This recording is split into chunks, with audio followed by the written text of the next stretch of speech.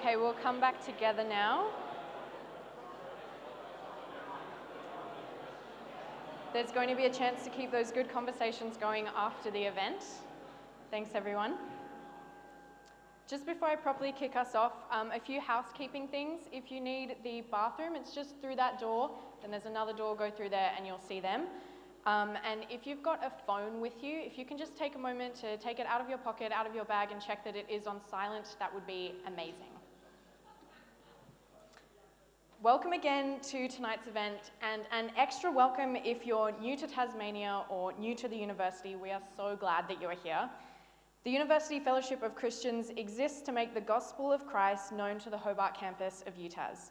We believe that events like this one can help you thrive in the uni space, to help you be a Christian student, and also help you if you want to learn more about the Christian message, who Jesus is, and what that might mean for you. At our fortnightly Uni Fellowship breakfast sessions, we've been working through the book of Romans, which has a lot to say about how we should relate to the institutions and powers around us, and which Michael's book draws on. My role in the group is that of student president. I also happen to work here at St. George's, this church, so if you have any questions about either of those things, I'm your person to ask.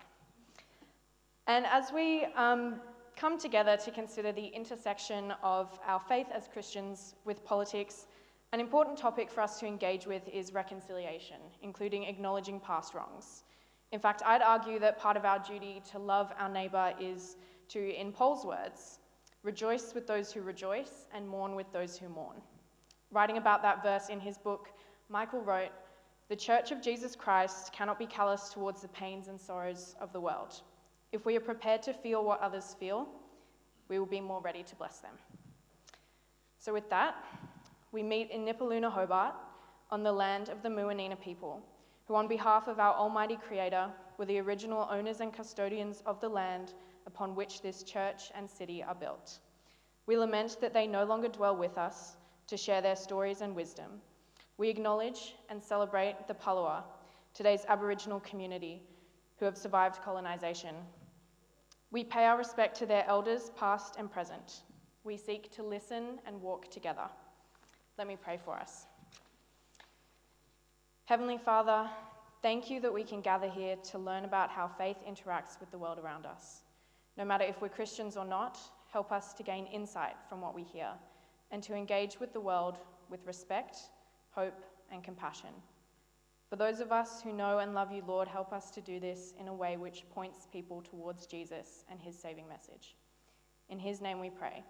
Amen. I'd now like to invite Jenna up to read the Bible passage for us. The reading is from the Gospel of Mark, which is a biographical account of Jesus' ministry.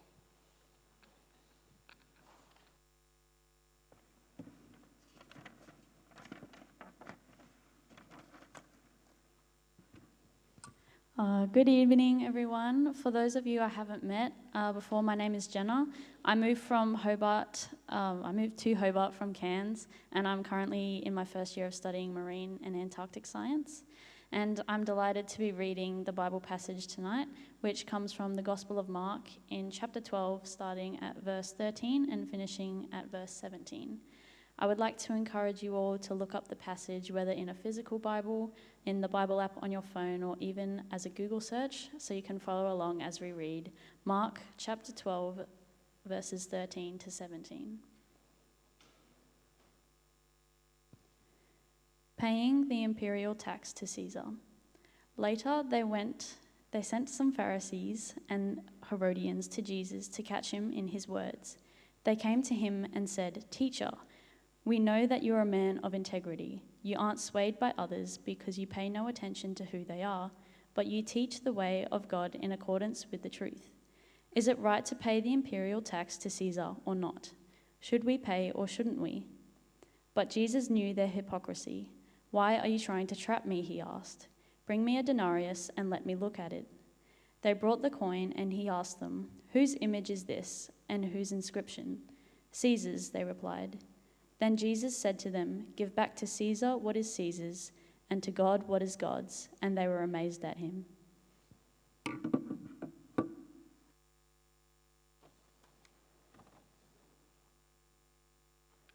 Thank you so much, Jenna. I'm going to chat with Michael now. Everyone give him a round of applause.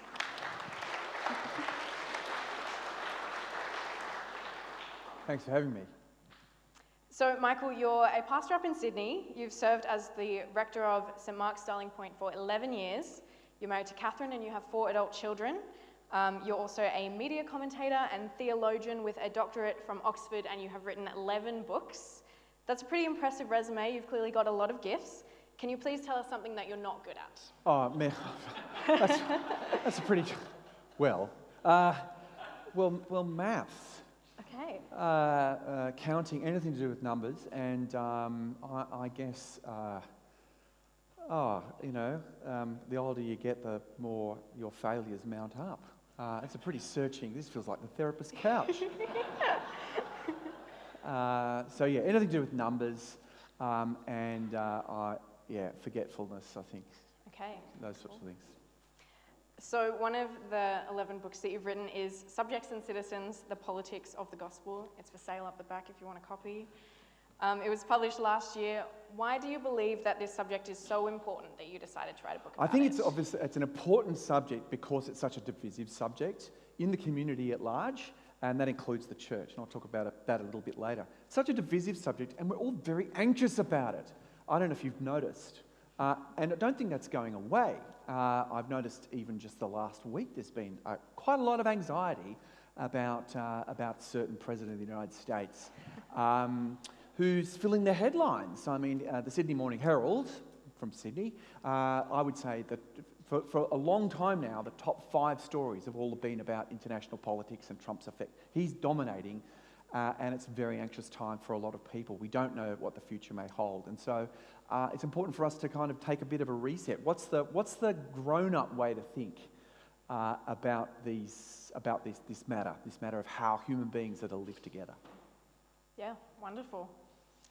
So people who are keen will have the opportunity to keep talking in the church hall next door if you're a young adult or a student or young at heart, or down at the pub if you're not. Quite a divide there. So Michael, what are a couple of questions that will help us keep the conversation going later as we think about this topic together? Oh, well, I think one of the difficult things for us is to think about how do we go about thinking about politics that includes others that are not like us.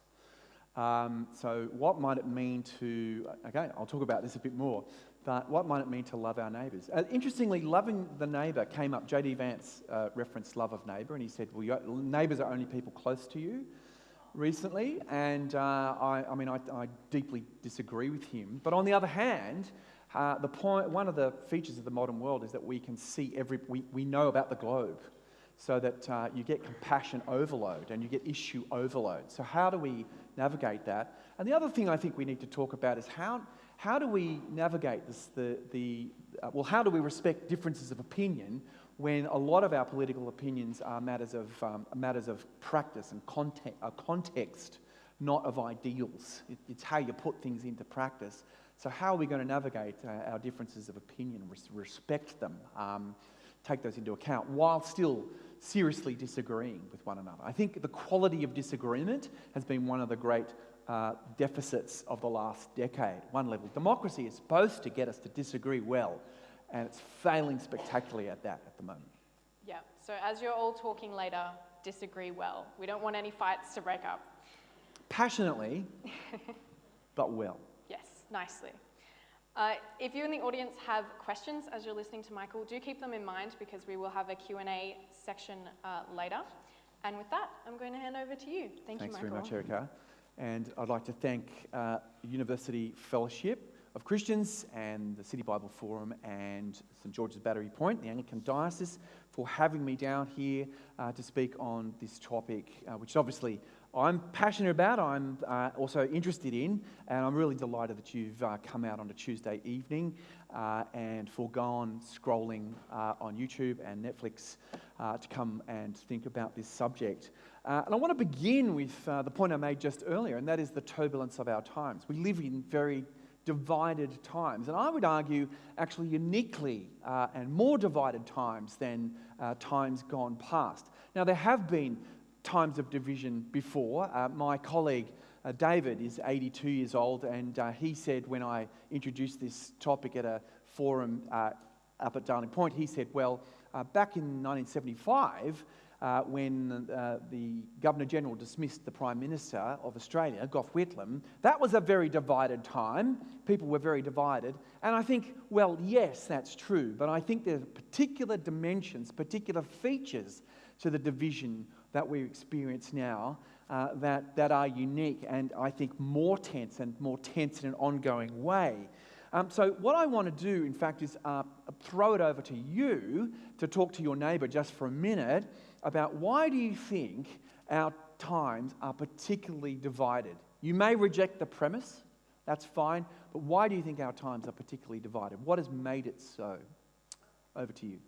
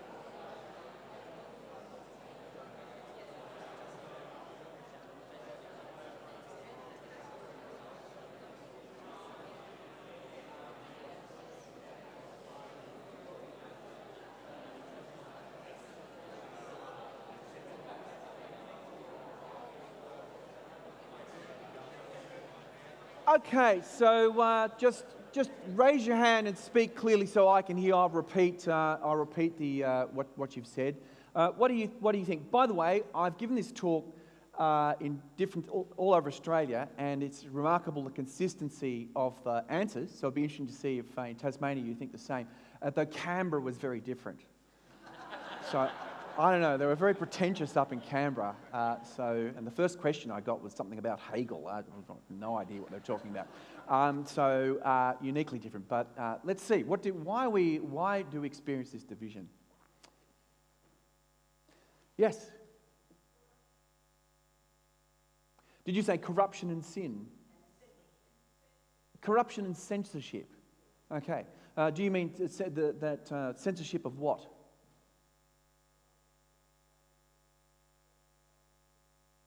Oh, okay. Yeah, some other people. Yes.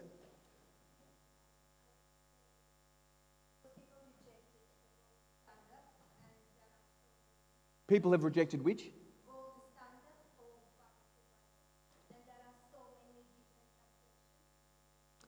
Okay, but this isn't to do with politics. That's to do with Christian faith, isn't it? Really, to do with different translations. Yes, so that's not really on the issue. What were you going to say? Yes. Yeah, so this is the algorithms driven by the social media giants. They are actually giving us a more and more extreme view that confirms our own biases. There's a book, an academic book by a professor from Yale called Shoshana Zuboff, called The Age of Surveillance Capitalism. It's a great big 800-page book, which I've read, so you don't have to. The answer, the bottom line is, we're in a mess. They've got us, because that's basically the summary of the book. That is it is in the interests of the social media giants to make you more extreme and to make you more angry, because anger is a deeper vice almost even than lust when it comes to the internet, right? So it gets eyeballs on screens. If you are getting more and more annoyed by more and more extreme in your views. And I found I was scrolling the other day, and I was thinking about Justin Trudeau. I don't like much, and I kept getting these Canadian. What's Canadian politics got to do with me? I kept getting these YouTube clips from the Canadian Conservative Party, and all of a sudden my feed is filled with. I'm becoming more and more conservative, more and more outraged about the crimes of Mr. Trudeau, etc. You find yourself doing this. So the algorithms are actually making us do that, and the social media capitalists are benefiting from it. So I think that's a unique feature. Yeah. Some others? Yes?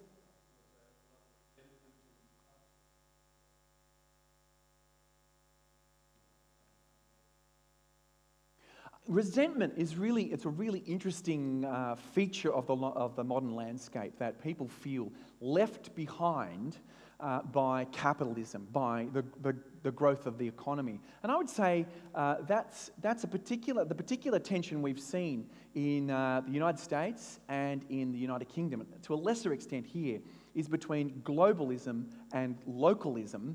Some people feel that the global wealth, affluence, has left them behind, and that's become a real feature. What were you going to add?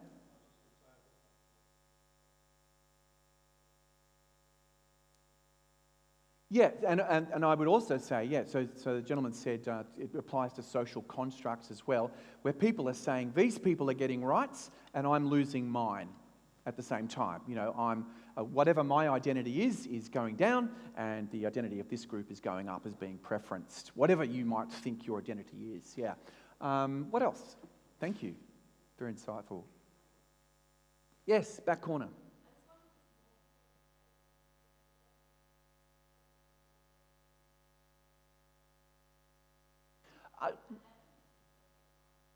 Yeah, that's a really interesting point. I haven't considered before. In one sense, we've got more voices being heard means a more cacophonous scene. There's more disagreement, a wider range of opinions, and so therefore more confusion, perhaps, about not so much clarity. That you're saying, I can see that there's a good in this, actually, but it'll take time to get used to. Although I would add to that, we've lost the ability to, and we said this earlier, to disagree well, to disagree civilly, to respect that others might have come to a different conclusion, and how we might live, come to compromise. And so that goes alongside with that. And so I think we need to recapture a sense of civil discourse in our communities. Yeah. Anyone else? Yes, ma'am. Yeah, well, that would go along with the ability to listen. That's right, and partly because we feel like we're not being heard, so others ought to listen to us. Yeah, that's true. Yeah.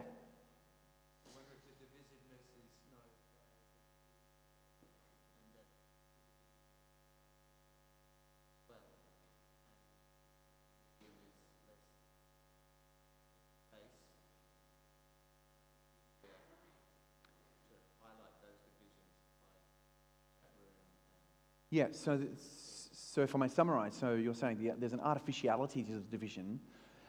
Perhaps it's kind of magnified by the fact that we relate now in a faceless way. And that's true. The medium really does change it changes the structure of human relationships, and we now don't see the other person. So it's easier to dehumanise them, isn't it? That's right. Anyone else? Yes?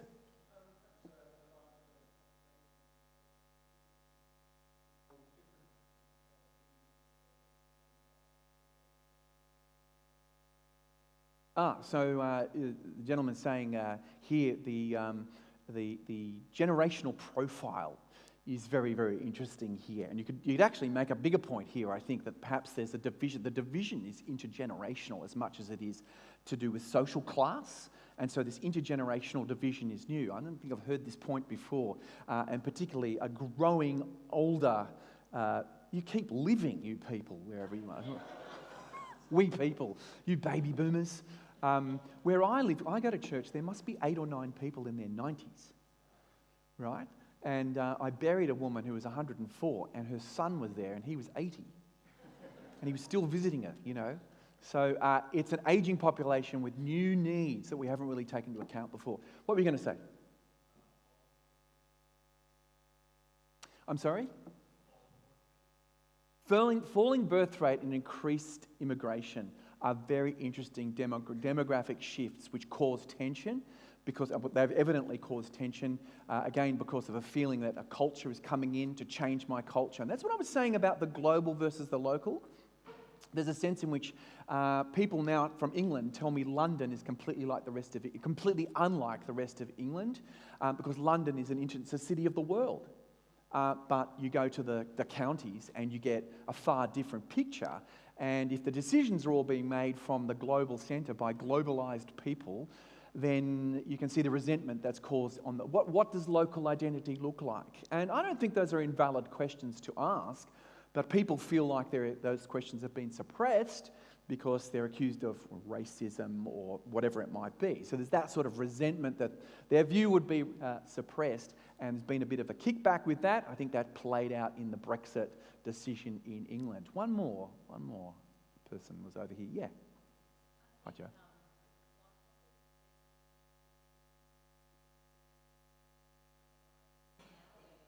This is Bonhoeffer's definition of stupidity, which is?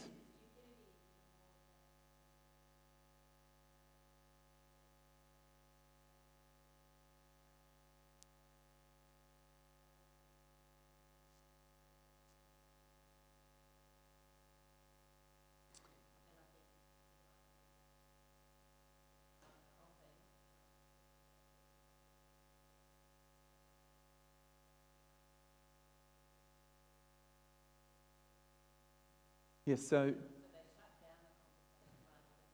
quoting Bonhoeffer we had, his definition of stupidity, which was, it's more dangerous than malice, because when we're acting in a stupid way, we are impervious to reason, and we just act in an irritable and emotional way. And I think I recognise this in myself, so I'm not saying there are stupid people over there, but I'm very stupid. And because I react in that way, I react tribally, I don't act reasonably, and that goes, I think, to the loss of a common discourse, a common way of speaking to one another about the issues that affect us all. I think you've covered what I would have covered, which is those extremes. We're veering towards the extremes more and more. The fact that the currency of identity politics means there's a sort of race to victimhood. And so if I feel that I've been excluded, I've got to show myself a bigger victim than the other group. We've seen some of that, a reaction to victimhood politics on the left from the right, you might say, men's rights movements and all the rest, the global versus the local, and of course the impact of social media that we have. This is dividing our community and making political discourse much more confusing, much more anxious. We've of course had the anxious impacts of a number of social, political, global events. The COVID period, I think we were divided and anxious before that, but the COVID period brought that to the surface. Big debates about whether we should wear masks and whether we should have lockdowns and the role of liberal governments in doing that. Did they overstretch? Did they overreach the mark in doing that? Then we've had the wars that have started up in Ukraine and, of course, Gaza and Israel, the deep tensions that have surfaced there. We've also seen the rise of demagoguery around the world, the rise of strongman leaders, not just in the United States, but across the world, people electing politicians who they think will be strong and represent their nation and give a pure and stronger version of the nation. This anxiety, I would say, also impacts the church. It also is something that deeply impacts the church and Christians, because religion itself has become one of the real hotspots here. Now, I think religion is always an interesting combination and always has an interesting conversation with politics, but there's some unresolved points of division here between religion and politics, Christianity and politics, but other religions too. What does freedom of religion actually mean? is something that's a really tense conversation. Whenever I've been on the media talking about the freedom of religion, which originally, of course, is trying to get the state out of the church, the reaction comes back, we should get religious views out of the political square. It's understood freedom of religion to mean freedom from religion, not freedom to believe and not be coerced in a certain way, but a freedom from religion. People imagine Australia to be similar to France or the United States in the kind of constitutionally separating church and state absolutely, when actually we have a kind of friendly coexistence. We don't want to be we have that one extreme, but of course we don't want to be something like Iran, which is a theocracy. That's something we don't want, where religion and the state are the same. So that tension exists, and I think it also exists for people inside the church because they feel their influence on Western countries is waning. Of course, the influence of Christians over politics in Europe has long faded, but now in Britain, in the United States and here in Australia, the censuses have come out and the numbers are falling. We have fewer Christian politicians than we used to. Christian parties or Christian influenced parties have less influence. And then there's a kind of anxious reaction saying we want to re-Christianize, or we don't like the fact that we've lost that influence. So we're divided in the community, and that division impacts people in the church too. So what are we to do? Well, I think that we need to go back to something that Jesus of Nazareth said. It's a profound little conversation that we had. We heard it read for us earlier. It's a revolutionary little conversation where Jesus does something with politics that was unprecedented and extraordinary. Now you've got to remember, in the ancient world, the emperor and God were very often the same thing. The pharaohs of Egypt saw themselves as divine, or at least becoming divine. And the emperors of Rome, especially after Julius Caesar, his successor, Augustine, his adopted son, he said that he proclaimed Julius Caesar divine, and he called himself then the Son of God. Used that title of himself, and then his successor Tiberius declared Augustus a divine as well. And of course they then set up temples to themselves all over the ancient world. And you had to sacrifice to the emperors, the cult of the emperors, in order to demonstrate your political loyalty. That was your act of both faith and citizenship, because the two were the same. I had the good fortune to go on a bit of a tour of Greece and Turkey, those ancient sites, and was able to see exactly the place in a town like Ephesus, which we can still see the ruins of Ephesus. We can still see it really well preserved. You can see there the temple to the Roman god, the Roman emperor. The fact that citizenship and worship were the same thing.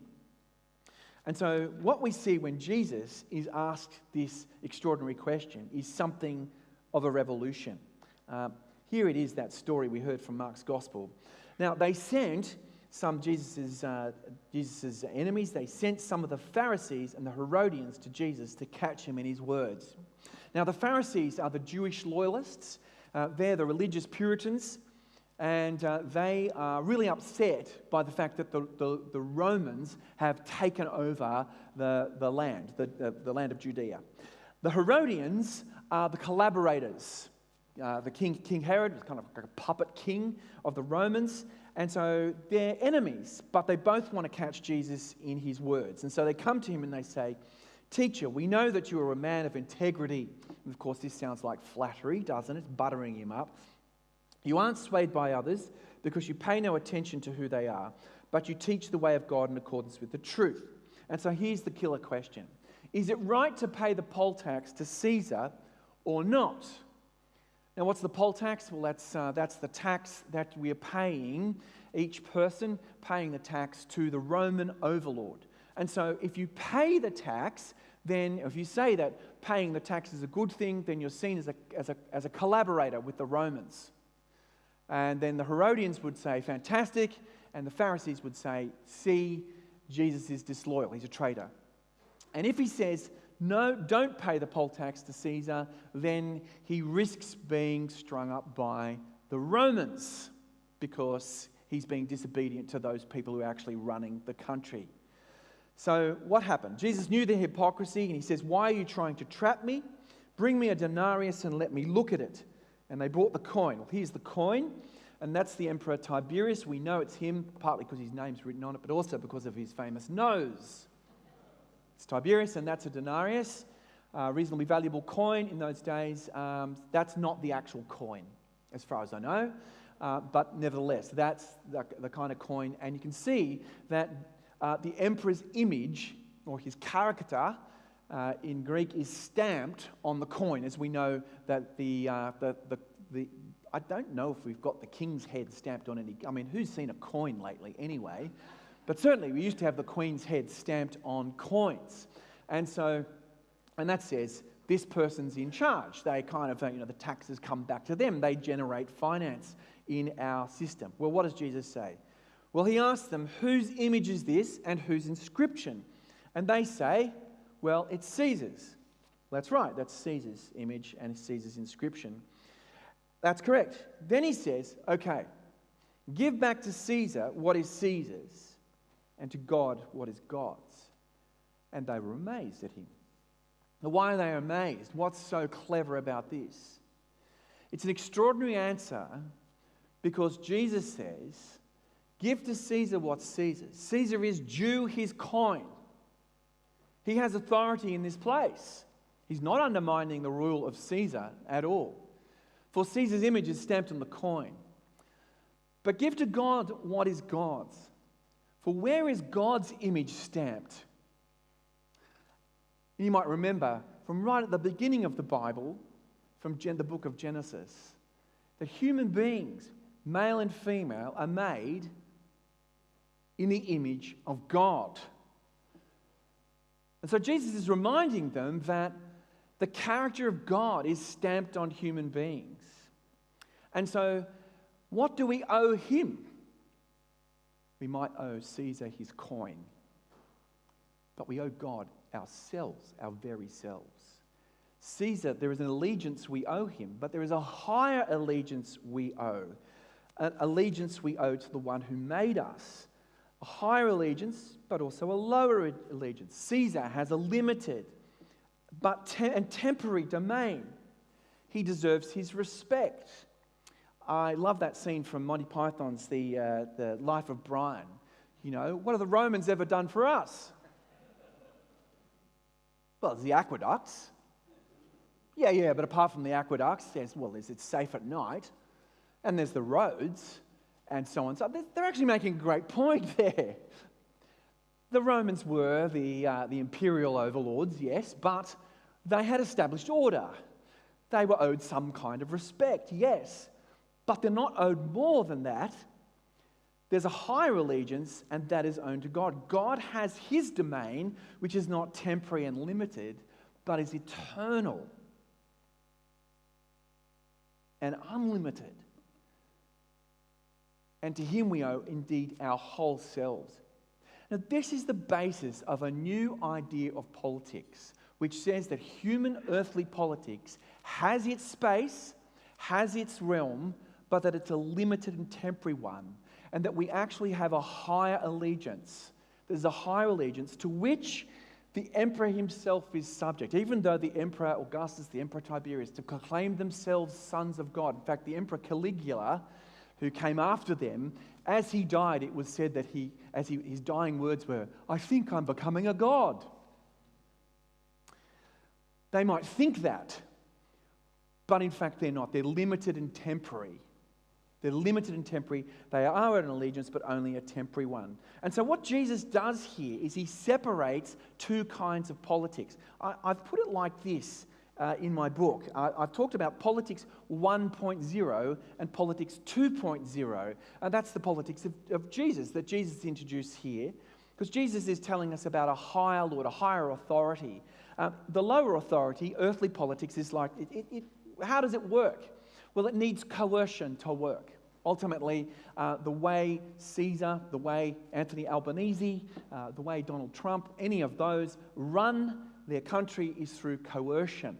Ultimately, if you don't pay your traffic fines, you can be coerced. You can be put in prison, ultimately, for not paying your traffic fines. And if you try and escape from prison, you could be shot. There you go. Coercion is at the base, is at the heart of our social system. It's necessary to make order work. It's temporal. It exists in this time and space. Interestingly, we acknowledge, when we acknowledge country, we recognise that Australia itself is new. The political system we enjoy is new. It's for this time and place, and we may be succeeded by another one. Who knows? It's earthly. It's localised. Caesar has his realm, but it is a realm in a particular place. It's limited by boundaries. It delivers justice, yes, but it delivers a kind of imperfect justice. For human beings don't know everything. And so we have imperfect knowledge and incomplete knowledge. We try and do justice, and the Bible recognises that human justice is worthwhile and valid, but that it is limited. It can't see everything. It makes mistakes. I've said coercion as well already, but its particular weapon is the sword, and it delivers. It can deliver a kind of peace. That's the great aim of Politics 1.0, is to stop us from killing one another, to maintain the peace. And it does it, but it kind of does it temporarily. We experience peace here as a kind of détente at best, and hopefully not worse. But of course, enmity between human beings breaks out. Politics 1.0 builds high fences so as to make good neighbours. But there's a new kind of politics that Jesus talks about. It's a politics that comes from the character of God, and it's based on freedom. It's based not on coercion. It's based on people being willing to do the right thing, to pursue obedience to God. It's eternal because it points to God's eternal kingdom. It's heavenly rather than earthly. It's universal, for God is the creator of all things, and so he's to be obeyed everywhere. His reign is everywhere. It delivers ultimately a perfect justice. It will when it comes, a justice delivered to us by the just God who judges justly, since he knows all, sees all, and tells the truth.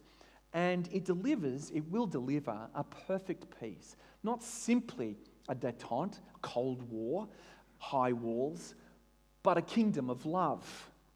That's Politics 2.0. This higher citizenship is what Jesus points us towards.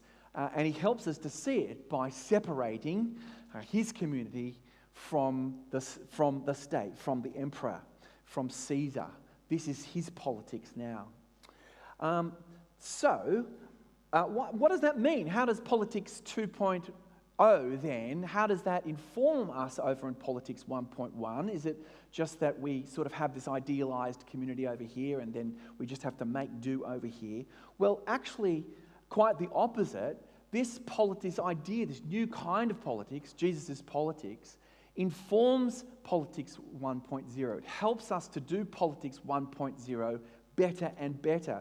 And some of the great things about our political system, some of the things we enjoy the most, actually come from Jesus' way of thinking about humans living together, from this idea of Politics 2.0 and the way it's influenced our Politics 1.0, the old way of doing, the old earthly politics. And I think this particularly comes through these 6 things, which I call my terms of engagement. This is when Politics 2.0 is really doing its best to influence Politics 1.0. And I think, first of all, it teaches us to be critical but not cynical. This is at the heart of democracy. It says we need to be critical of human power because human beings we are sinful. We will do the wrong thing given half the chance. Power corrupts, they say, and of course absolute power corrupts absolutely. I think we really keenly feel this in the contemporary world. We feel that those in power don't always act with our best interests in heart. They don't serve us, they exploit us, or that will be their temptation if they're not checked up on. And so we have a political system which is designed to have checks and balances, because we know if there are not checks and balances, things go horribly, horribly wrong.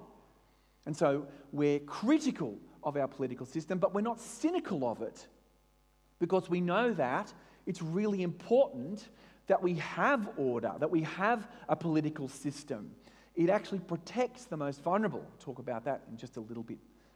So that's the first of those terms of engagement. And then secondly, I think it's related to the first one too, is that we are hopeful when we approach human politics, not despairing. It would be very easy for us to be despairing, to say nothing ever changes, nothing will ever come of our political system. The best we can hope for is that things won't be too bad. Nothing good will happen. And yet, I think actually that Christ teaches us, Paul with him in the New Testament, his letters to the Romans in particular, he teaches us that God works his justice out very often through human political systems. And so I think, for instance, in my lifetime, the fall of apartheid in South Africa was one of those moments. And that didn't deliver perfect justice in South Africa, but it was an extraordinary moment in which a just outcome was delivered in human politics. I think that was the work of God in human politics. And so I'm hopeful that if humans do it well, that we can see better and better outcomes, a more and more just society. I think if we consider what human societies are like, we consider what our society is like, I think we can see how many blessings we have, how extraordinary what we have here is, for example. Thirdly, I think that love of neighbour, including the enemy, is right at the heart of what Jesus has to teach us in Politics 1.0 and our earthly politics. And so I'm sorry, J.D. Vance, I totally disagree, right? Right at the heart of Jesus' ethics is the idea that we're to love our neighbours as ourselves. But he adds a dimension to that.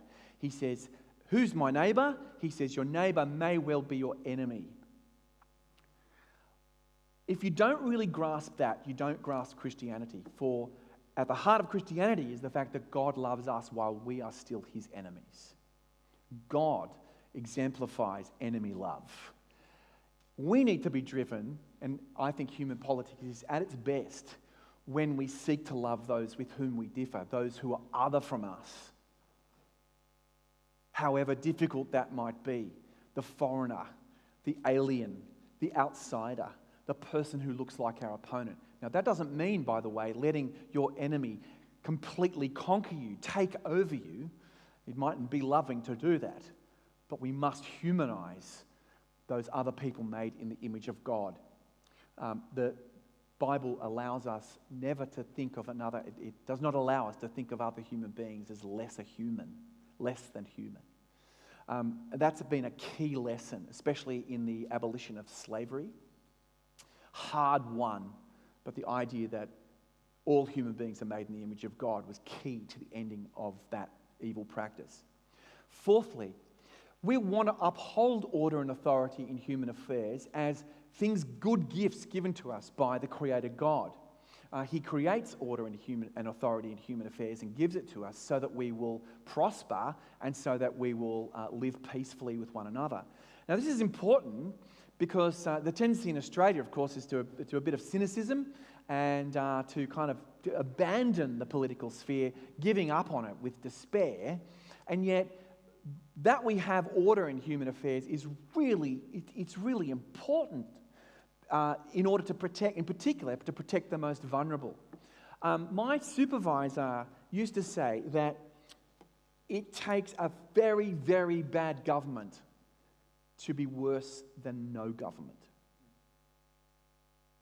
Now, I've given this talk a number of times, and twice in different places, people have come up to me and said, my parents suffered under General Pinochet in Chile.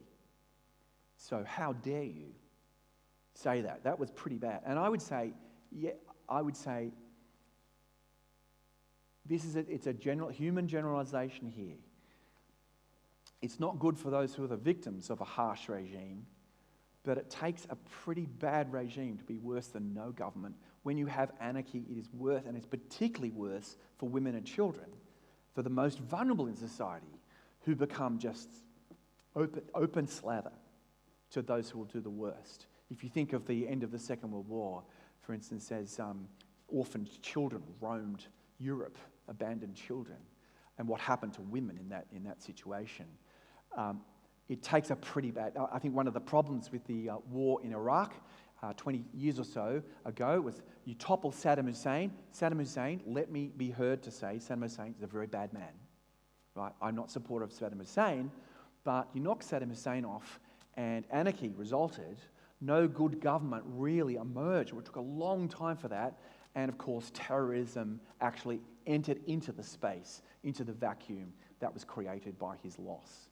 So I think that's been one of the real difficulties of international politics in the last 25 years, maybe 50 years, has been what do you do with possibly a dictator, but is his regime worse than no regime?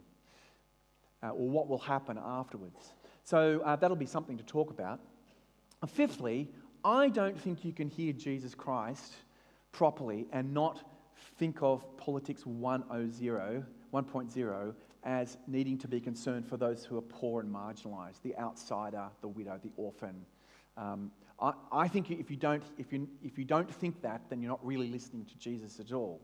And so I think that's been one of the great lessons that Politics 2, Jesus' politics, has taught Politics 1.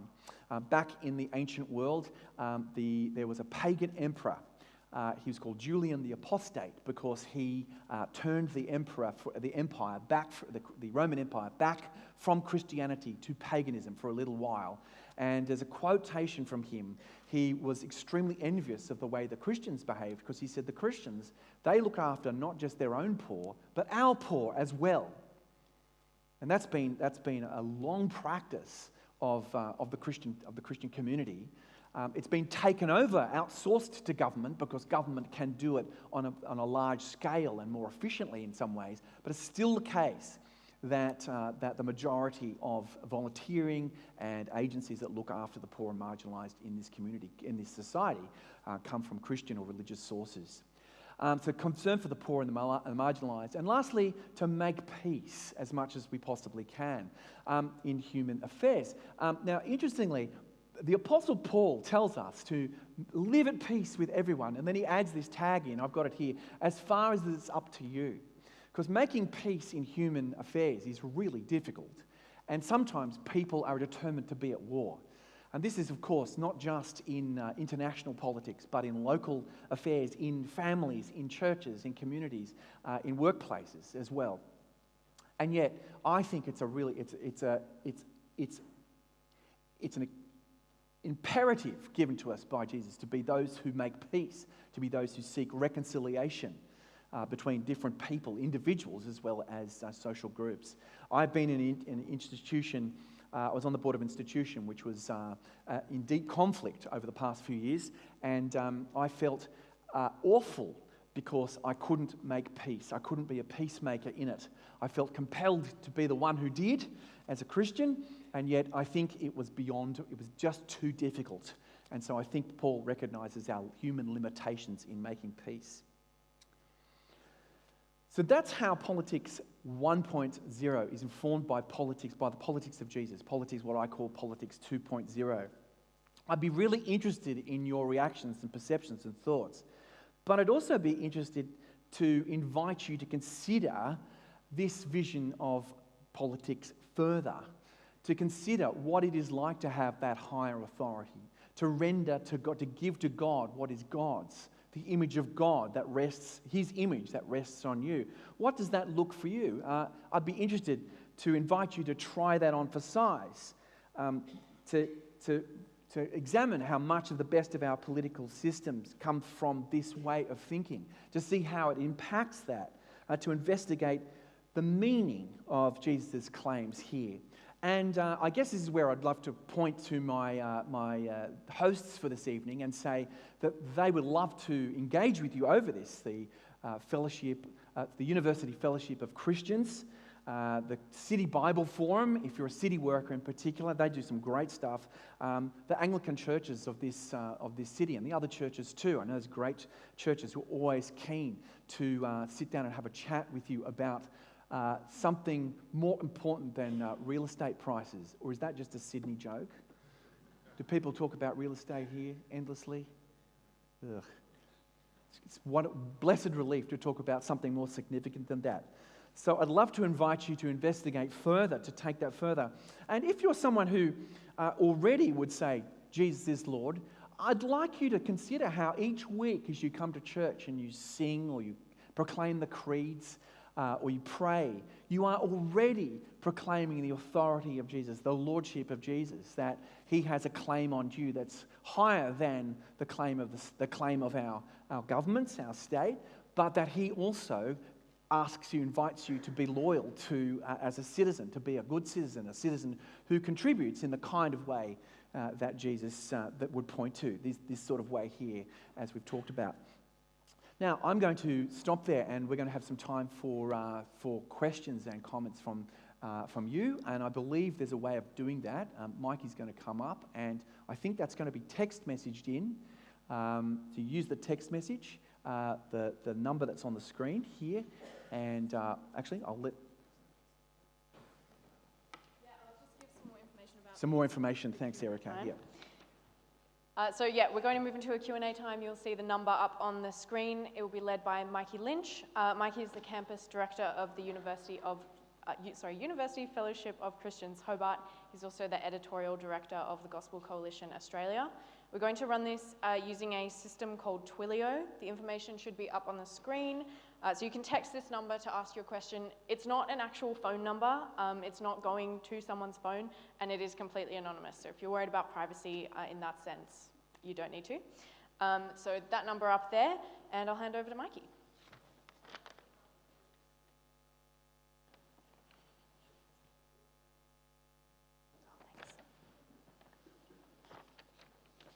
Do anything to this to make this work? Clearly not. First of all, we'd love to talk with you about our terrific flamingo merch that we're really excited to present to you. There's t-shirts, coffee mugs, coasters. I don't know if you noticed this, but on your slides, maybe it was the image quality was so high that every now and then the church software would just, for a moment, just a subliminal moment, flash flamingos. And everyone was going, so what's the connection between Christianity, politics, and where's this going? And so in this room, there is like 180 different theories. Yeah. This is my microphone on, but I'm trying to think of a joke about a leg to stand on. That'll do. We do actually not have any flamingo merch available, but there are a few copies of Michael's book that he referred to. As you came in, you can see it there. There's a little electronic point of sale, so you can purchase some copies of that. Jacob is waving those right now. So there you go. You can grab one of those while they last on your way out. Now, someone at my church said, if I sign it, then the value goes down immediately. So I'd be happy to take the value off your book. So we're just taking it through to SMS just because we imagine on this kind of topic there'll be a whole lot of stuff. And what can often happen as you do roving mics is a lot of the time gets spent asking the question rather than moving into a sort of an answer. So we'll try and get through as many as we can, and they should be appearing up on the screen very shortly. Would you like, before we do that, just to anyone who is a fidgety type, just to take a second to stretch, stand up, stretch, all that kind of stuff? Yep, let's do that. Let's take 90 seconds just to stretch and so on. That feels good.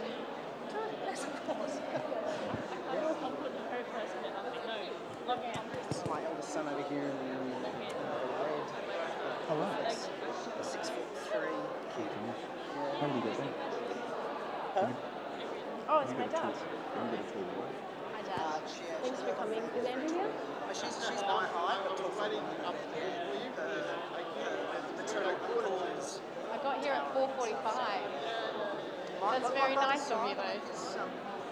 His second child is well over 6 foot, so I don't know, it's happening, right? Everyone's returning.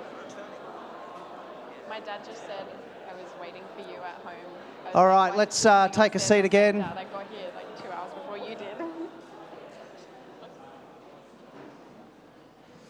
And when the slide deck are ready, we'll take the first question. Oh, have we got... Give me a wave if there's technical issues up the back there. Is there technical issues, or are we good? We're all good. Okay. Here we go. Question and answer.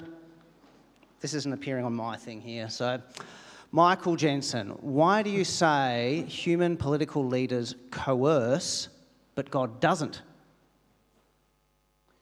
Thank you. That's now I've got to stop saying. I've noticed that it's become a habit in Australia is that whenever anyone is asked a question, they start off by saying, "That's a great question." Yeah, don't do that. I won't do that. But that's a way of buying time while you think of the answer. All of you beautiful people, your questions are great. Just to take as read. Look, I think God seeks to persuade us. So that is how He does it. So within human history, I think ultimately, of course, He is authoritative. Ultimately, I think we can't escape from the fact that God rules over all things, and this means ultimately He will judge us. Ultimately, we'll answer to Him. But what we notice about His method of engaging with human beings, that it is persuasive, that is an invitation based on a self-sacrifice, a gift, and so grace is His invitation. Grace is the mode of His invitation, and so that's how it operates here and now. Whereas human politics, ultimately, it's based on the threat of power. It must be. That's recognised. That's a kind of common political philosophy. So that would be the two differences. I would say ultimately, yeah, you're making a good point. But in the here and now, the difference is persuasion. That drove, by the way, the separation of church and state in the 17th century. John Locke, great political philosopher and a Christian, of course, when they do readings from John Locke, they cut out the lengthy passages of biblical exegesis that he engaged in. He's also the father of equality, but he talked about tolerance because he believed that Christianity, religious faith in general, had to be a matter of persuasion, of the person individually coming to faith. And you can't coerce that. If you coerce that, it's not genuine. It's not faith then. It's just coercion. So there must be space for persuasion in the realm of the church, in the realm of religion. Yeah, you could say, as you've stressed a lot about the here and now, and the whole idea of a Christian view of time is that now is a time of God's patience and an opportunity for forgiveness, isn't it?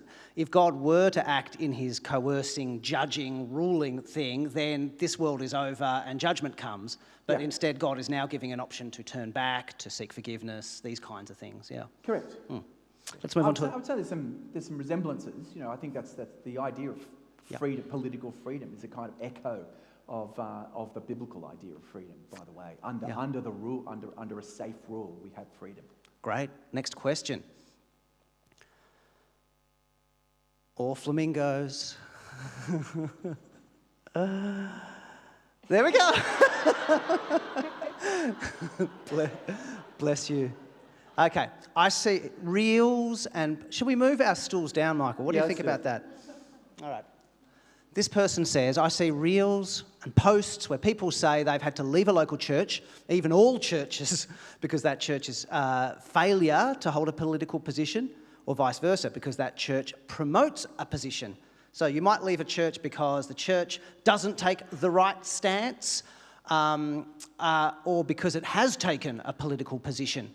Do you have thoughts on that? Like the role of, I guess you've talked a lot about politics out here, but church politics and what the pulpit is used for. So I think this is a matter of degree. I think the church and ministers like me, we should be careful with our political positions. We should be very careful and also recognise that people are united in a church on the basis of their faith in Christ, not on the basis of their faith in the Liberal Party or the Labor Party or the Greens or whatever it might be. And so there must be space in my church in Darling Point in Sydney for teals, because I have people who are handing out leaflets for the teals and for the Liberals, and even for the 2 Green voters. So there are some people here who are like kind of 14 at the last election when teal voters became a thing. So this is like a Liberal voter who's a bit progressive in certain ways. Yes, yes. So blue liberal, but then kind of lighten it up a little. Yeah, they're kind of progressive socially and conservative economically, but big on the environment. So I would say that describes my Allegra Spender, who's my local member. And there are people backing her, and there are people... And on The Voice, right? The Voice was a difficult political issue, and there were people in my congregation who were heatedly disagreeing. I wrote a... Now, what did I do? I didn't preach about it from the pulpit. I wrote a paper, which I thought was a moderate case for, but I recognised that others disagreed, and my view was it wasn't a condition of being in church that you had either view. Now, I think there's a sort of circle of issues on which there's a sort of, that's okay, but we must respect and take these seriously. These aren't matters of, they're not just kind of like you say tomato and I say tomato. These are important issues, but there are issues where it goes beyond that, where you actually have political opinions that are forms of idolatry. Dietrich Bonhoeffer was mentioned a little bit earlier, and he left the German Christian movement in the 1930s because it had affiliated itself with Adolf Hitler, and he just said this was just not possible. The church has no other Lord than Jesus. The church in South Africa, there were some churches that were openly against apartheid. There was a church that I know some people from, which was very neutral. It wasn't a conservative church promoting apartheid. It said that was wrong, but it said, let's be neutral. We just want to be neutral. And I don't, in the end, the leader of that church has publicly repented of that because he said, actually, we shouldn't have been neutral about apartheid. It was against the gospel itself that a racist system should be upheld. So I think it needs to be something that serious, though. I think we need to find ways to disagree and find our unity not in political positions, but in Christ. And that might mean actually sitting next to someone whose political views you think are stupid. And that's okay. Next question. In fact, if you don't go to a church where there's someone whose political views you think are stupid, then church isn't doing it properly. So that's, in a sense, the other side of that question, to say, like, if you have a church that is overly politically, narrowly framed, and it's a catchment for just one particular position. That's dangerous, in my view, because it becomes dangerously then a kind of the Liberal Party at prayer, or the Democrats at prayer, or whatever it might be. Right. How important is it to know and understand politics as a Christian? Should there be a drive to know more about it? Yes, it should be something that Christians are really concerned about, because we're concerned about righteousness, about justice, about the plight of the poor and those who do it most tough, the people who are at the bottom of the heap. And politics is a way in which human communities work to better the ends for those people, to achieve more just, safe outcomes. And so I think we should really be interested. We should also be interested because we should be we want to have that critical perspective, which we think our Christian faith gives us, which allows us to say corruption's wrong, truth-telling is vital, that if a person is a liar, then they're not fit for office. Wish we said, what a thought. If a person is an inveterate liar, or if a person is a serial abuser of women, they're probably not fit for office as well. That sort of thing, I think, should make us very interested in politics. And so we should be informed, yeah, absolutely. Okay, next question. Shall I answer it again? And the flamingos. Given that we are not a Christian state, how much influence should the church have over the state? What boundaries would you put in? Yeah, we're not a Christian state, and I don't think it's appropriate for us to sort of dream of a state where the Anglican Church of Australia becomes the state church, or the Presbyterians, or the Catholics, or whatever. I actually like our religious freedom, and I like our pluralism, but the church and Christians should have as much influence as any other group or citizen in the political sphere. That is, we have a voice, and we have a view. And we have every right to express that view and to have that voice heard. And so I don't think we should be muted. People will say, if a Christian stands up and says, look, we think this, or I think this, as a Christian, people will say, no, get the church out of the state. You know, this is ridiculous. You have no right to an opinion. I think that's rubbish. It's completely rubbish. If people will say, well, I don't share your common ground. Well, the only common ground we really have is money. If we're not allowed to speak from the basis of our faith, then that seems to me ridiculous. That seems to be very limiting.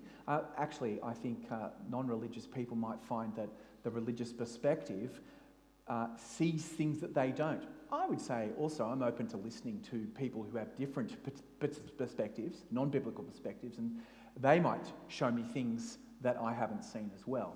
There is some sense in which we should be thinking, all of us should be thinking in a workplace or in a society, that you do want people having a conversation about something we can all be happy with, right? And so if there's like Christians speaking up in public saying, I wish the laws were this because I wish everybody believed what I believed, there's something a little bit kind of tantrum about that, isn't there? Where it's like, well, I need to realise you won't agree with me, may never agree with me, and so let's figure out something together. That's right. There's something, again, that our political system, driven, I think, from its Christian roots, allowed for maximum freedom.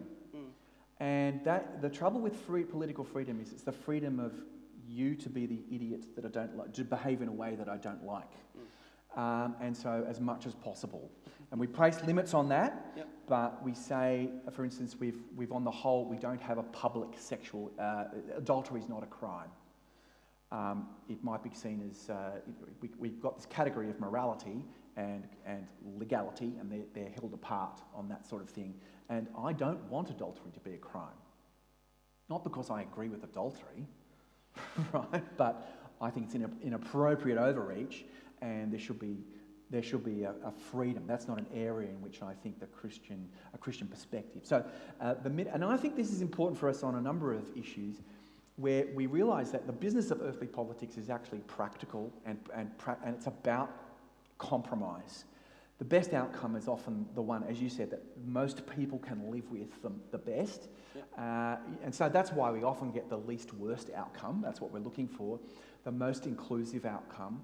And I think we need to recognise that, because sometimes, and particularly, I think this is true of people who are idealists across the spectrum, as we become more extreme, we want the extreme. We want to win. We want the other side to be obliterated, not included. Whereas actually, the best political outcome is a much more inclusive and plural one. Great. Excellent. Next question. Revelation 13 pictures political power very negatively. Does this affect how hopeful we can... So Revelation is a book in the Bible that lots of symbolic imagery, and in that chapter, it's beasts and dragons is the way we get, the description of power. So with that in mind, you read about the beasts from the sea and beasts from the earth. How does that make us think about Canberra? It's a long way from the sea to make an artificial lake. Well, I think it's a really grave warning to us about the idolatry, what in religious terms you'd call the idolatry of political power, that when you worship political power, you're worshipping something that can turn demonic really easily. That's why we need to be critical and cynical. The Bible kind of it both tells us that political order is a good thing, it's a good gift to be upheld, but it also it warns us that it can easily turn very, very malevolent very rapidly. We can name examples even in the last 5 or 6 years. You don't have to go into history much to do that.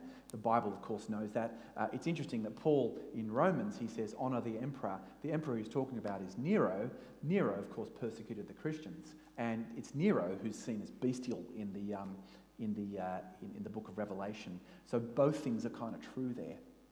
Yeah, and so there's, in a sense, a balancing of both. There's Christians, to some extent, should be cynical and sceptical and not put too much hope in politics. But that's not the whole picture. There's also this recognising the good, and somewhere there is the Goldilocks zone. Yeah, that's right. Right. That's going to be a matter for discernment as we go through. Do you think it's true that different seasons you might be a little bit more Revelation, Beast of the Sea type in your outlook, and other times you're a bit more Romans 13, respect the emperor? Yeah. So you're in Hitler's Germany. Guess which one you're going to be? Beast from the Sea. Beast from the Sea. Thank you. Well done. Full marks, Mikey, full marks. I think for most, we've got to remember how good we've got it. I think we should look around. It helps to know history to realise how good we have it. Some of my parishioners don't like Mr. Albanese very much, but he's nowhere near as bad as Hitler. Okay, good. What did you learn to know? Anthony Albanese's not as bad as Hitler. Can I just say, that's a truism.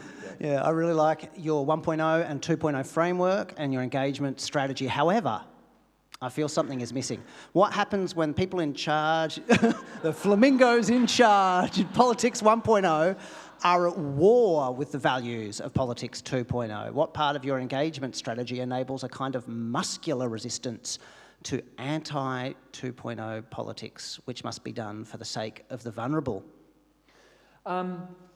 Yes is the answer. And to some degree, it's always going to be a bit this way. But this is why the Christian community must adhere to its own vision of politics and not turn into Politics 1 itself.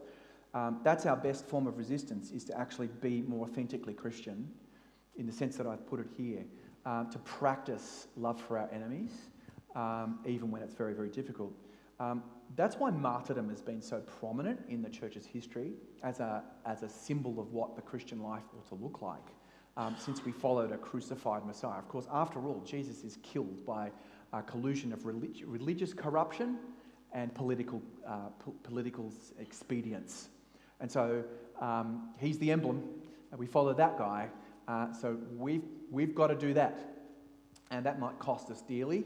And I think that's as muscular as it gets, difficult though it is. That's, as I say, I think it's worth us telling the stories of those martyrs. One of my, and we don't use the word hero when we talk about martyrs, because they're not heroic. But one of the people I admire the most is the Archbishop of Uganda, Janani Luwum, who stood up to Idi Amin, the dictator of Uganda in the 1970s. And this is a very, very corrupt man. They say the crocodiles in Lake Victoria were never better fed on the flesh of his victims. And the Archbishop went into his office and challenged him, and then his bullet-riddled body was found a couple of days later. There is now a statue of him in Westminster Abbey. I think that's an extraordinary act of bravery on the basis of Politics 2, challenging Politics 1, where it has become bestial. So that's kind of a passive civil disobedience, resistance, willing to die for the cause but still be outspoken. Yeah. What we mustn't do is fall for the temptation to do Politics 2, challenge Politics 1 by the means of Politics 1. So we don't repay violence with violence. We don't repay evil with evil. That's, again, quite right at the heart of what Jesus teaches. Is there, I mean, this is pushing a little bit further, but is there, like I'm thinking, say, English history, there came a point where Parliament says the king has so breached a social contract that's kind of God's above the king's gone beyond the pale, we're actually justified in mobilising as revolutionaries for the sake of the state and for the sake of peace. Is there ever a thing, do you think, where Christians can be mobilised to use, like, I guess... They cut the king's head off. They did. Yep, after trying him or what, you know, but so they tried to use... Yeah. Really sceptical. Yeah. We've got to be so cautious of military means, because those are not the means of the gospel of Jesus Christ. We need that doesn't mean Christians can't be soldiers, or Christians can't be in the police, or Christians can't be in government that uses to bring about the order that's been lost. But this kind of transformative, revolutionary use of force. And I'm with Oliver Cromwell, right? I'm on his side against King Charles. We actually used to have family debates about this. My grandfather was very King. But then Charles. are you with Oliver Cromwell a few years later as he's running the protectorate? No, exactly. I think I do not. I find it hard to navigate the Christian reasoning that led them to an armed response there. Martin Luther King, far different. His sort of non-violent response in the South in America, extraordinary. His testimony, I think, to the way of Jesus Christ. He called it transformed nonconformity. That is not just nonconformity for the sake of nonconformity. That's kind of being a punk, being a rebel for being a rebel's sake. But actually rebelling against a false order, something that's really demonic in the state. How are we going? Keep going for a little longer? Don't ask them. Yeah, thumbs up. Got some thumbs up in the cheaper seats. Okay. Next question. Is this a new question? What to do when the government wants to enforce anti-gospel, anti-life politics? When to disobey authority? I'm thinking of the Hebrew midwives. There's a story from the biblical book of Exodus where there's an instruction by the government to kill children, and they sort of lie. Can you remember their names? One of them's called Puah, and the other one's called... Thank you, because their names, and I think we should remember their names. They're extraordinary women, and they disobey authority. And they do rightly. I think that's right. I think there's a higher authority than the authority of the state, and so that is if we must obey God, not human beings, and if there's a choice between the two, we obey God. I think this is a great principle. I think everyone, in one sense, we're all scratching around for a principle, whether we believe in God or not. I think, in one sense, human rights and the United Nations has tried to fill that space as a kind of reference point beyond the state when the state goes bad in that way. But now I urge caution here because those are extreme circumstances for which we must take advice. So when we say anti-gospel, anti-life policies, it depends what we mean. I think that's the thing. So I wouldn't advocate the bombing of abortion clinics, for instance. I think, for instance, that's a case where I think there was an illegitimate act of revolt there. Okay, next. Not all leaders who profess to be Christian are. True. These prominent people are the face of Christianity for many, but Jesus calls us to follow him, not the church. But what impact do you think this has on the spread of the gospel?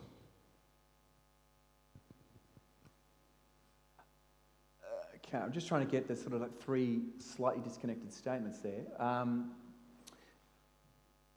So this particularly church leaders seems to be in view, especially here, and this hypocrisy that can be the case. I get that. So I think this is very difficult for us, and I think first of all we have to remember that the business of doing politics is very complicated, and we're going to fail at it. And the trouble is, Christians often want to say, let's get our Christian guy in, or girl, that they will do better. But then they make mistakes and they turn out to be not what we thought they were.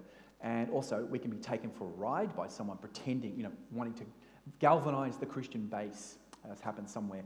And so we just have to watch, we have to watch that. I think we have to be a bit more cynical there, a bit more cautious, and not putting our hope in our trust in princes, as the Bible says.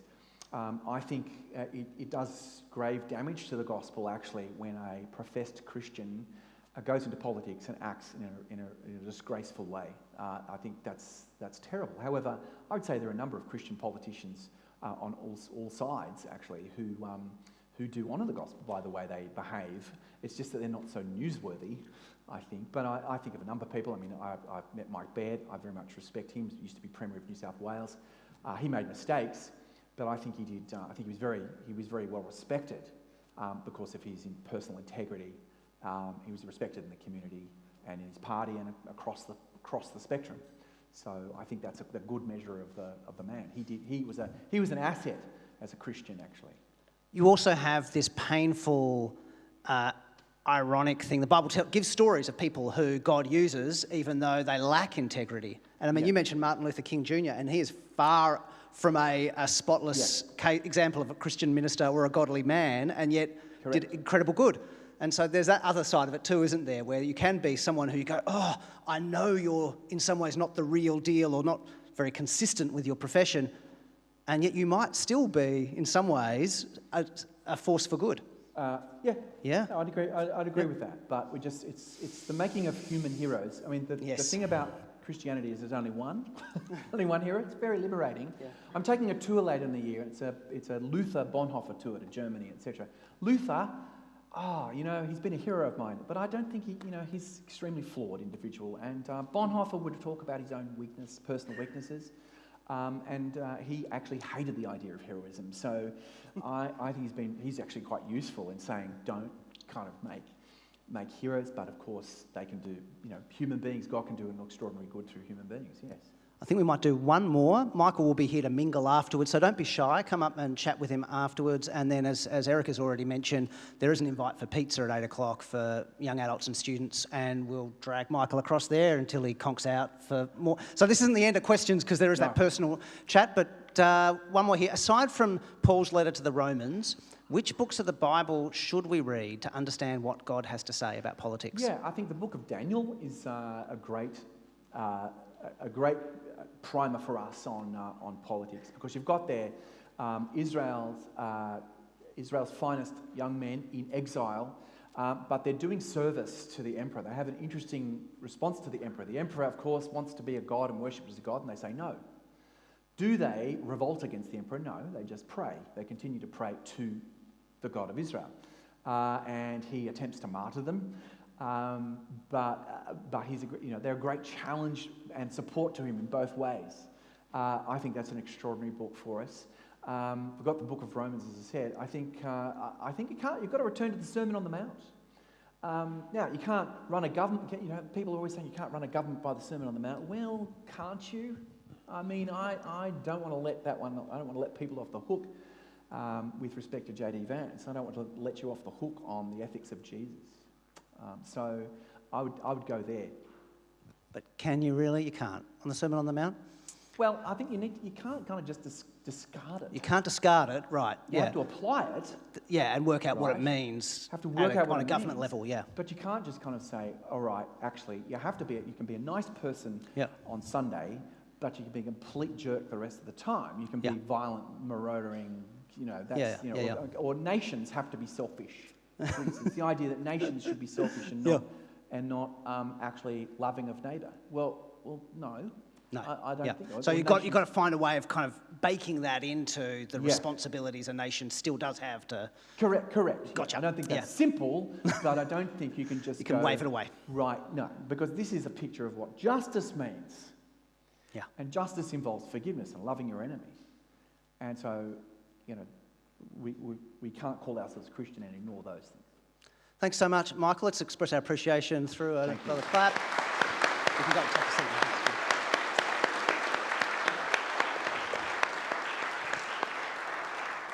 Michael already mentioned the various organisations that have hosted this, and it is one way to take a what's next step. And I'm particularly thinking here about people who aren't regular churchgoers and aren't professing Christians. It's really awesome that you came and joined us tonight. Welcome, and I hope it's been interesting to you. And even if it's inspired you to read the book of Romans or read Mark's Gospel or think a little further, then we're really pleased that's the case.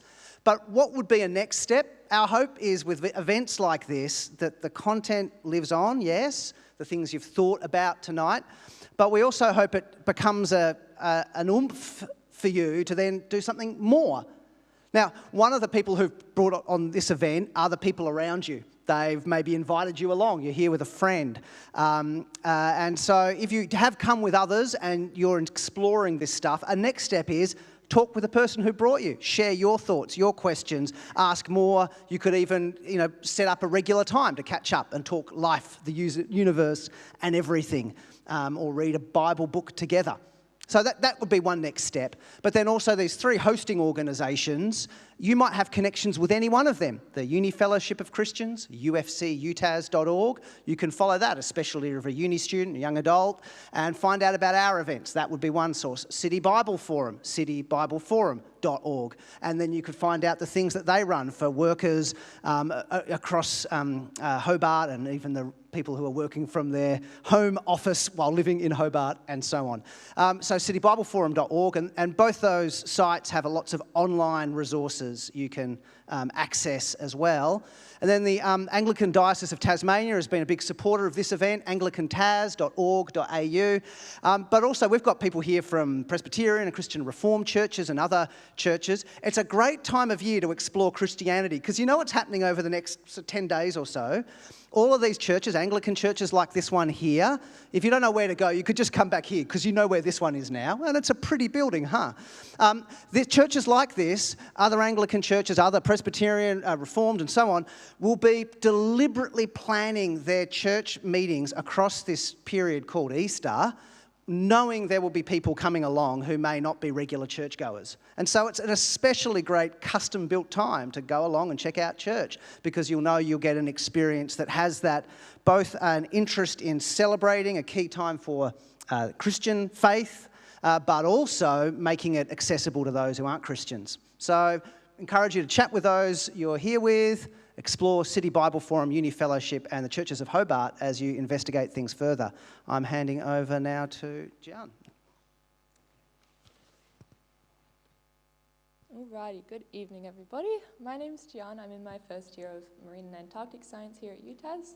I started coming along to Uni Fellowship at the beginning of this year, and it's been really lovely to be part of a community that loves and serves Jesus.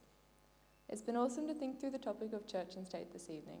Christians are encouraged by the Bible writer Paul in 1 Timothy that petitions, prayers, intercessions, and thanksgivings be made for all people, for kings and all who are in high positions, that we may lead tranquil and quiet lives, godly and dignified in every way. We want to respond to what has been spoken of this evening by talking to God in prayer about all these matters. Please join in or listen along as we pause for a moment to pray.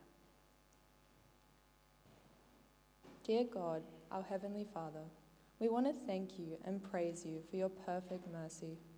We acknowledge that we are guilty of falling short or failing to show others mercy as you have shown us. We have all turned away and fallen short of your standard. Thank you for sending your Son Jesus to die for us, the greatest mercy of all. Thank you that we are made right with you by placing our faith in your Son, Jesus Christ. While we were still sinners, you showed us your great love for us by sending Christ to die for us, freeing us from the penalty of our sins. Father, we want to pray tonight for leaders across the globe. We ask that they would be those concerned with your concerns, that they would act justly, love mercy, and walk humbly.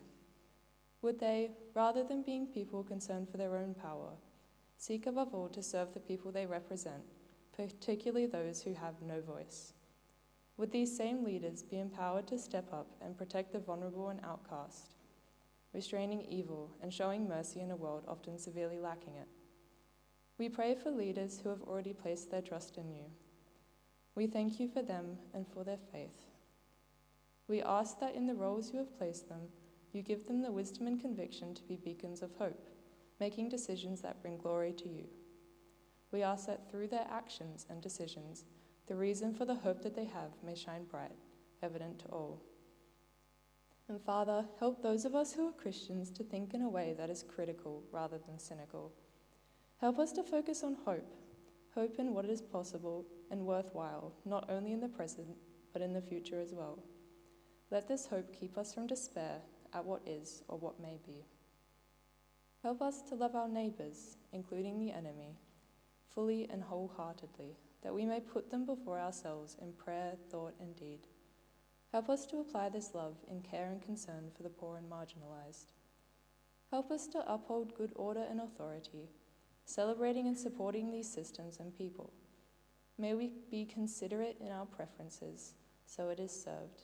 And Lord, help us to make peace, as far as it is up to us.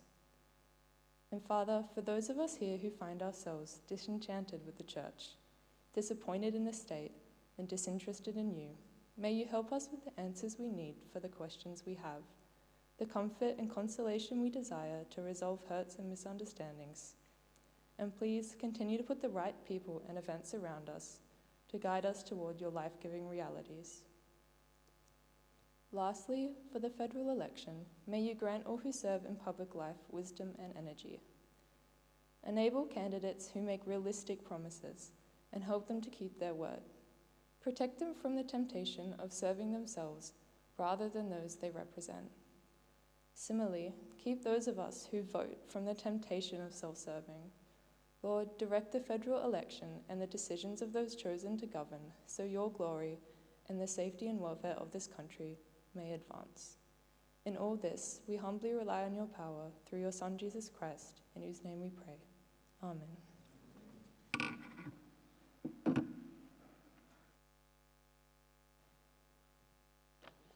Thank you so much, John, for praying for us, and thank you, Mikey, for leading the Q&A, and of course, thank you, Michael, as well.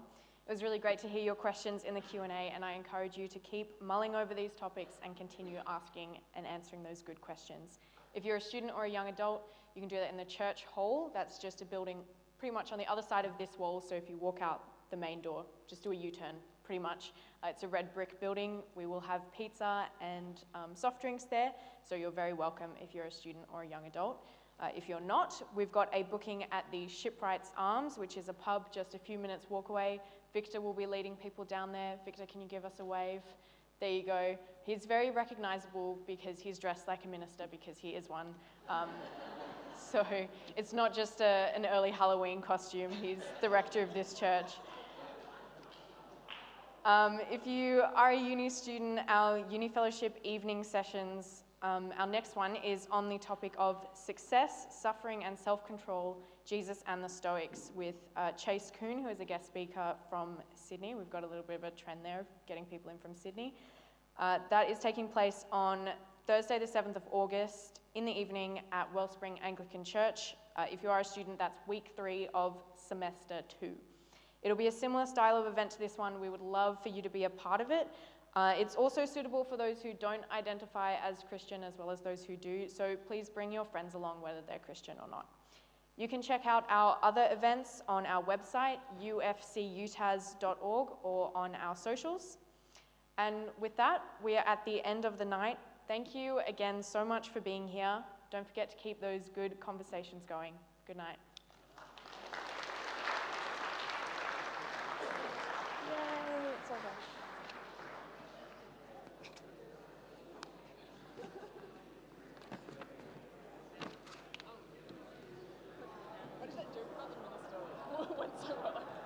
I was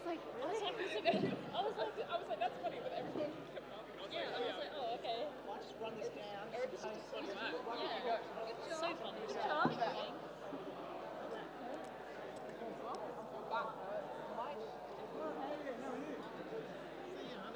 You're going right away. Okay, I've got a car, so I'll be fine to get home. Okay. All right, I'll see you. You did Thanks for coming. fantastic. Thanks, Dad.